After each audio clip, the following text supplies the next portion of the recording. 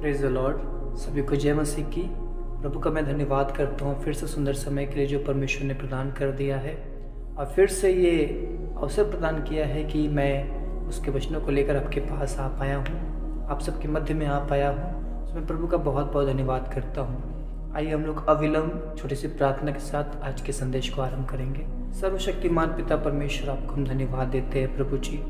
आपके सम्मुख आपके चरणों में आते हैं पिता परमेश्वर। फिर से आपकी ओर हम ताकते हैं पिता कि प्रभु आपका कलाम हम पर उतरे पिता परमेश्वर और हमारे हृदय को प्रभु जी पिता हरा भरा कर देने पाए पिता परमेश्वर। आपके करीब हमें लेकर आने पाए पिता परमेश्वर।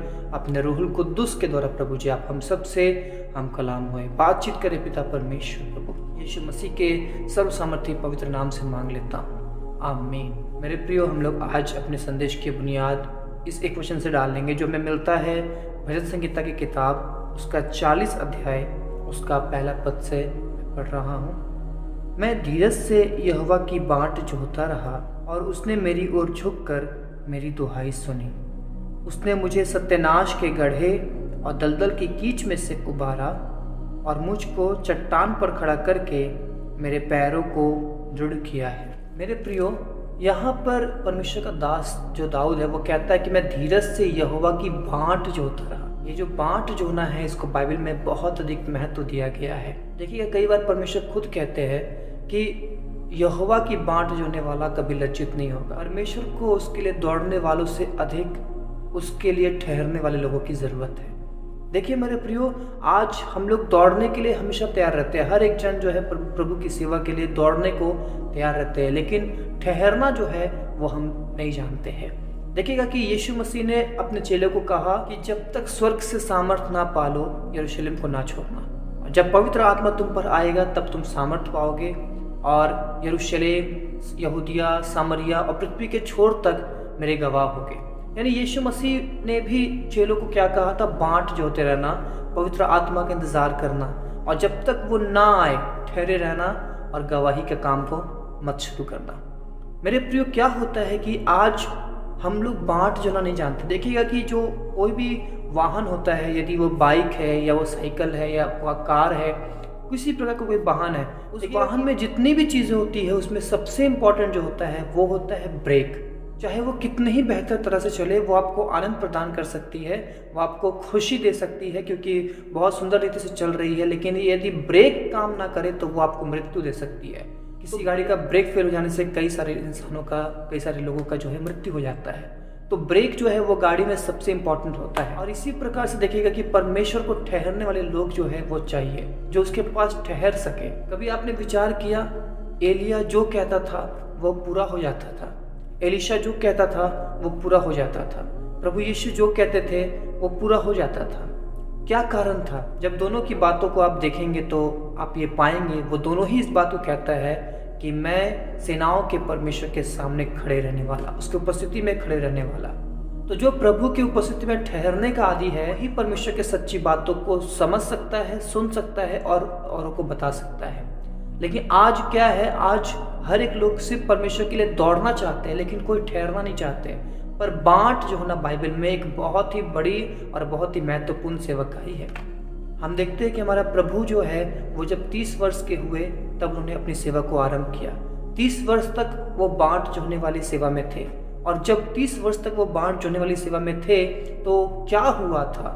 वो ऐसे तैयार हुए थे, उनका जीवन इस तरह से हुआ था कि परमेश्वर ने उनके सेवाकाई आरंभ होने से पहले ही उसके विषय कहा। पिता ने कहा, यह मेरा प्रिय पुत्र है जिससे मैं अत्यंत प्रसन्न हूँ। बाट जोहने के दौरान जो है उन्होंने परमेश्वर को प्रसन्न किया। जब हम बाट जोना सीखते हैं, क्योंकि पवित्र आत्मा का फल जो है वो धीरज है। परमेश्वर को जितनी अधिक इच्छा है कि हमारे हृदय में उसके काम के प्रति जुनून हो, अधिक प्रभु को ये जरूरत है कि हमारे अंदर धीरज हो, हम उसके सामने ठहरना जाने। देखिएगा, जो व्यक्ति बाट जोहने से इनकार कर देगा वो परमेश्वर की सिद्ध इच्छा को कभी भी पूरा नहीं कर पाएगा, और कभी भी परमेश्वर अपने पूरी तैयारी को उस व्यक्ति के अंदर कभी नहीं कर पाएगा। दाऊद जब कहता है कि मैं धीरज से यहोवा की बाट जोहता रहा, तो परमेश्वर दाऊद को ऐसा बनाया कि देखिएगा वो एक सफल राजा बना। लेकिन शाऊल के जीवन में बाट जोहने वाला जो समय नहीं था और वो कुछ समय के बाद जो है खत्म हो गया। परमेश्वर कभी भी कुछ भी जो है वो जल्दबाजी में नहीं करता। परमेश्वर किसी भी एक व्यक्ति को तैयार करने के लिए बहुत पेशेंस के साथ, बहुत धीरज के साथ वो किसी को भी तैयार करता है, क्योंकि परमेश्वर की सिर्फ यही इच्छा नहीं है कि हम एक सामर्थ्य सेवा करें। परमेश्वर की ये इच्छा है कि हम एक सफल सेवा को करें और अंत में वो इनाम को पाए। अब होता क्या है कि हमें लगता है कि नहीं, हमें कुछ करना है, कुछ करने से ही हमसे प्रभु प्रसन्न होंगे। और जब बांट जोने का समय चल रहा होता है तब हमें लगता है कि हम निकम्मे बैठे हुए हैं या फिर हम कुछ कर नहीं रहे हैं। लेकिन मेरे प्रियो, बांट जोने का मतलब समय को पार करना नहीं होता है। बांट जोने का मतलब ये होता है कि आप परमेश्वर के करीब जाए। लोगों को परमेश्वर के लिए कुछ करना तो बहुत सही समझ में आता है, लेकिन इंतज़ार करना उनको जो है सही समझ में नहीं आता, उनके लिए बड़ा मुश्किल होता है। एक उदाहरण मैं देना चाहता हूँ। एक नामान नाम के कोढ़ी था, वो इज़राइल में आता है एक नबी के पास जिसका नाम एलिशा था, और इस आशा से आता है क्योंकि वो कोढ़ी था तो एलिशा उसको चंगा करेगा। पर एलिशा उसको कहता है कि जाके यरदन नदी में 7 बार डुबकी लगा और तू शुद्ध हो जाएगा। वो बहुत झुंझला गया, उसको लगा कि एलिशा कुछ करता, एलिशा मेरे ऊपर हाथ रखता या मेरे कोढ़ के ऊपर हाथ फेरता और वो मुझे चंगा करता, पर वो मुझे कह रहा है कि जाकर डुबकी लगा। और ये उसको बिल्कुल भी समझ नहीं आया, ये उसके लिए बहुत अनोखा था और वो बहुत गुस्सा हो गया। लेकिन उसका एक मुलाजिम उसको क्या कहता है कि यदि वो तुझे कुछ बहुत कठिन काम बताया होता तो क्या तू नहीं करता। उसने क्या कहा, सिर्फ डुबकी ही तो लगाना है ना। और देखिएगा कि नामान विश्वास करता है और जाता है। 6 डुबकी में उसका कुछ भी नहीं होता है, लेकिन जैसे वो 7वां डुबकी लगाता है वो अपने कोढ़ से पूरी तरह से शुद्ध, पवित्र, पाक हो जाता है।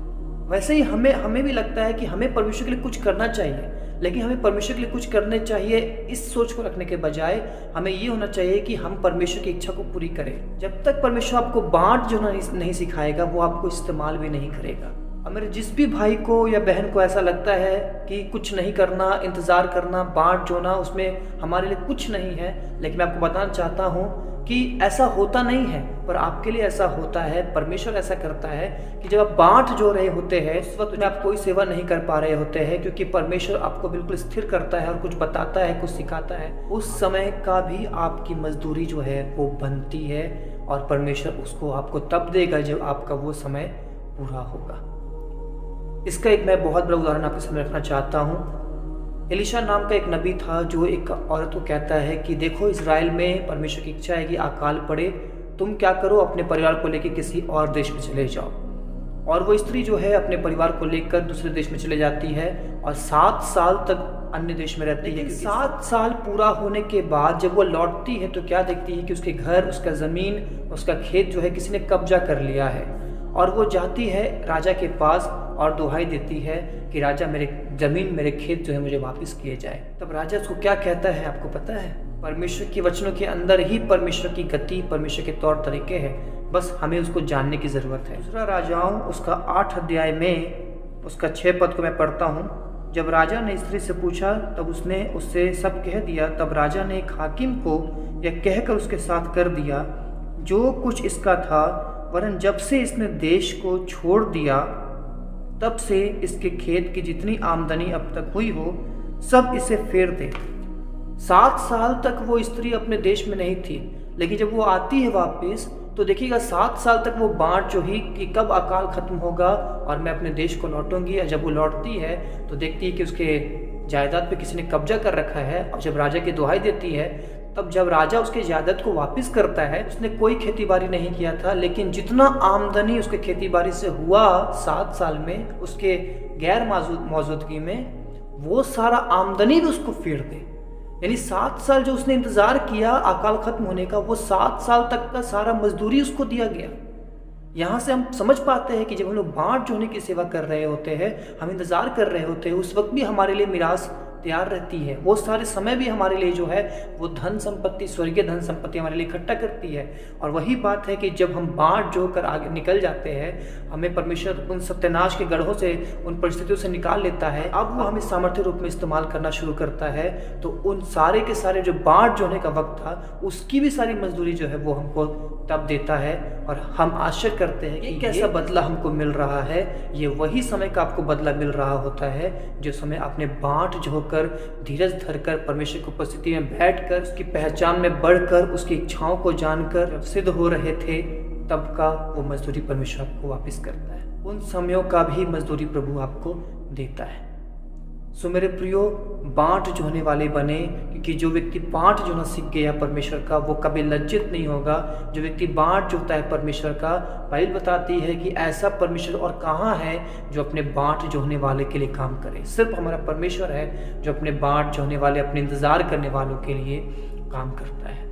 सो जितना अधिक आप प्रभु के लिए दौड़ना चाहते हैं, उससे अधिक आप प्रभु के सामने ठहरना सीखें। आप प्रभु के लिए एक सूरवीर योद्धा के समान बनेंगे और परमेश्वर आपके द्वारा अपनी इच्छा को पूरी करेगा।